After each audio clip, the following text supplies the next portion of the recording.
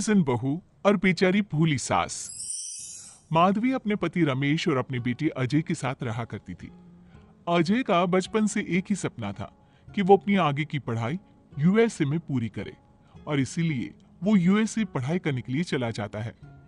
3 साल बाद जब वो अपनी पढ़ाई पूरी करके आता है तो अपने बेटे के आने की खुशी में माधवी उसकी पसंद के कई तरह के पकवान बनाती है और जब घर की डोरबेल बजती है तो माधवी अपने पति रमेश को कहती है, लगता है मेरा अजय आ गया है, आप यहीं बैठना, मैं दरवाजा खोलती हूँ। माधवी जल्दी से जाकर दरवाजा खोलती है तो दरवाजे पर अजय के साथ एक लड़की को देखकर वो अजय से पूछती है, ये कौन है बेटा? माँ, ये ग्रेटी है। हम दोनों यूएसए में साथ ही पढ़ते थे और अब ग्रेटी इस घर की बहू है। क्या बहू? अरे बेटा, तूने शादी कर ली और बताया भी नहीं। कम से कम अपनी माँ को बता तो देता कि तू अपने साथ इस घर की बहू लेकर आ रहा है। मैं बहू के आने की कुछ तैयारी तो कर लेती। कोई बात नहीं बहू, यही रुक, मैं अभी तेरे लिए पूजा की थाल लेकर आती हूँ। मॉम, आप अपनी ये फॉर्मेलिटीज बाद में पूरी कर लेना। I'm so tired right now. आजा डार्लिंग, अपना रूम कहाँ है? कोई बात नहीं बहू, तुम पहले आराम कर लो, तब तक मैं तुम्हारे लिए चाय बनाकर लाती हूँ।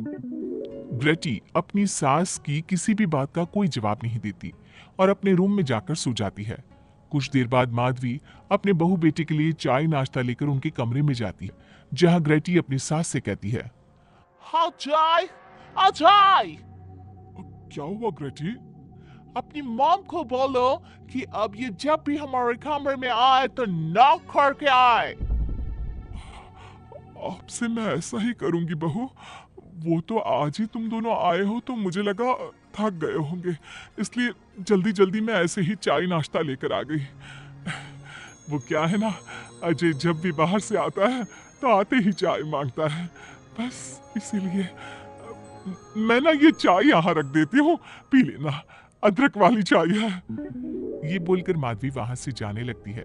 तभी ग्रेटी अपनी सास से कहती है, जाते हुए अपनी साथ अपनी ये चाय भी ले जाओ, क्योंकि अजय अब चाय नहीं पीता। हाँ माँ, जब से मैं यूएसए गया हूँ तब से मैंने चाय पीनी छोड़ दी है। अभी कम करो, हम दोनों के लिए कॉफी ले आओ, मैं सच में बहुत ज्यादा थक गई हूँ। अरे ठीक है, ला देती हूँ। अच्छा बेटा, तुम्हारे मम्मी पापा इंडियन है या फिर वही अंग्रेजी है? मेरे मम्मी पापा इंडियन है, पर मैं शुरू से यूएसए में रही हूँ, इसलिए मैं खुद को अंग्रेजन मानती हूँ।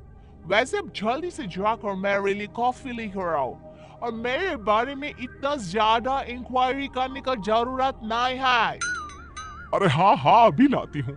वैसे बहू, मैं तुम्हें ना इंडिया के सारे तौर तरीके सिखा दूंगी। अरे क्या हुआ, तुम्हारी परवरिश अगर यूएसए में हुई है, हाँ तो इंडियन ही ना। आपसे ज्ञान नहीं मांगा है, अब कुछ देर के लिए हम दोनों को अकेला छोड़ दो प्लीज, हाथ छोड़ता है। अपनी बहू की बात सुनकर माधवी वहां से चली जाती है। माधवी का उतरा हुआ चेहरा देखकर रमेश माधवी से कहता है, हमने इस नालायक को बाहर पढ़ने के लिए भेजा था और इसने क्या किया, बाहर से अंग्रेजन बहू उठाकर ले आया। माधवी, तुम बहुत भोली हो, पर मैं नहीं, ये लड़की हमारा घर तोड़ देगी, हमसे हमारे अजय को दूर कर देगी। देखा, आते ही कैसे रोब झाड़ रही है, जैसे तुम इस घर की नौकरानी हो। तुम उसको बोलो कि तुम इस घर की मालकिन हो और उसकी सास हो, वो वही करे जो तुम कहोगी। अरे आप बेकार में ही गुस्सा हो रहे हैं। बहू यूएसए की है, यहाँ नई नई आई है, उसको यहाँ के तौर तरीके नहीं पता, और वो मुझे अपनी माँ मानती है, तभी तो अपने नखरे दिखा रही है। वैसे भी ना बहू बेटी दोनों बराबरी होती है।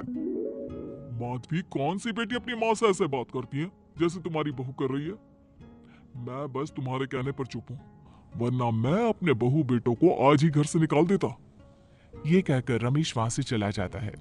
ऐसे ही कुछ दिन बीत जाते हैं और ग्रेटी अपनी बेचारी भूली भाली सास पर अत्याचार करती रहती है। ग्रेटी अपना सारा काम अपनी सास से करवाती और उसी को भला बुरा सुनाती। ऐसे ही एक दिन माधवी कपड़े धो रही होती है और ग्रेटी माधवी को सताने के लिए अपने सारे कपड़े लाकर उसे देती है और कहती है, मॉम्स, ये मेरे कुछ कपड़े हैं, जरा इन्हें भी धो दो।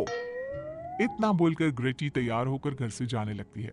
तभी माधवी उससे कहती है, बहू, आज तुम्हारे ससुर के दोस्त के घर में एक छोटी सी पार्टी है। उन्होंने सह परिवार बुलाया है। मैं चाहती हूँ कि तुम और अजय भी आज हमारे साथ वहां चलो और आज ना साड़ी पहनना।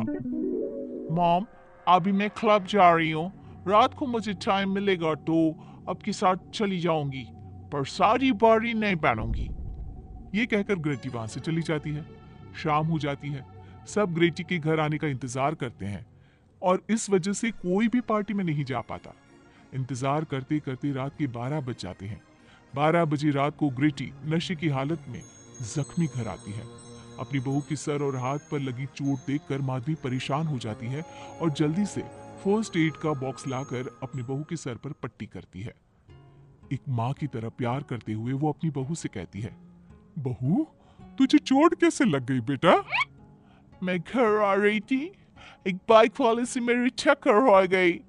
कोई बात नहीं बेटा, कल सुबह होते ही तुझे अपने फैमिली डॉक्टर के पास ले जाऊंगी। अच्छा, अब तू ना आराम कर, मैं तेरे लिए अभी हल्दी वाला दूध लेकर आती हूँ।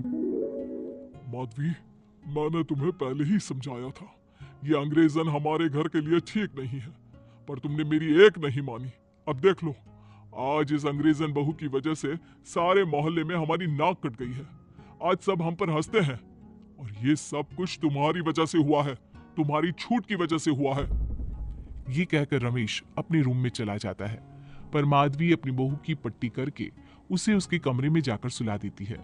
अगले दिन माधवी ग्रेटी को लेकर अपने फैमिली डॉक्टर के पास जाती है, जहां ग्रेटी देखती है कि उस डॉक्टर की बहू ने साड़ी पहनी है और एक संस्कारी बहू की तरह घर में पूजा पाठ करके अपने सास ससुर के पैर छूकर उनका सुबह सुबह आशीर्वाद लेती है।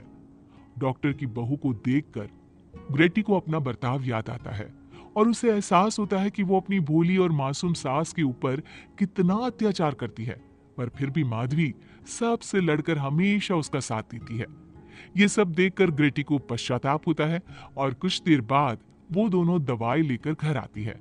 जब माधवी ग्रेटी को दवाई खिलाने के लिए उसके पास जाती है तो, मॉम, मुझे माफ कर दीजिए, मैंने कभी भी आपकी प्यार को नहीं समझा, आप पर इतना अत्याचार किया, आपकी बेइज्जती की, आपसे घर का सारा काम करवाया। आपने मुझे कितनी छूट दी, पर फिर भी मैं आपके साथ इतना बुरा करती थी।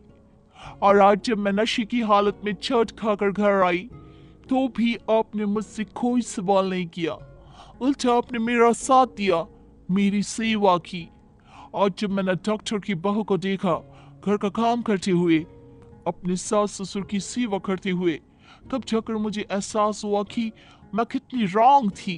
लेकिन जिन होकर भी एक बहू के कर्तव्य से दूर रही और आपके ऊपर अपनी अंग्रेजी का रौब झाड़ती रही।